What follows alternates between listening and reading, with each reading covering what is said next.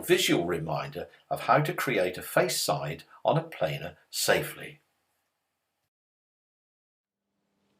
Remember when flatting to set the bridge guard into the correct position, as close to the workpiece and the fence as possible. Set the depth of cut by adjusting the height of the in-feed table. And remember that workpieces longer than the in and out feed tables will need to be supported, for example by extension tables or rollers. Lay the wood onto the in-feed table. If it's bowed along its length, place the timber on the concave side so that it's stable and not on the side that would rock.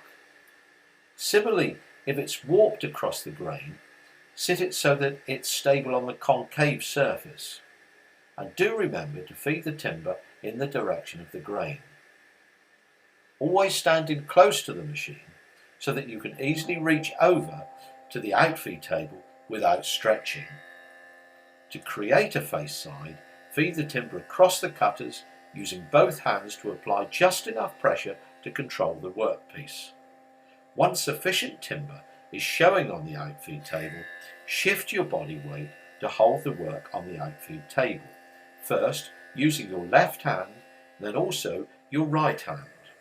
Continue feeding the workpiece at an even rate, keeping the timber moving your hands back so that you keep pressure close to the bridge guard, to ensure that the cutter block can't lift the timber. However, at no point should you exert any feeding pressure directly over the cutter block.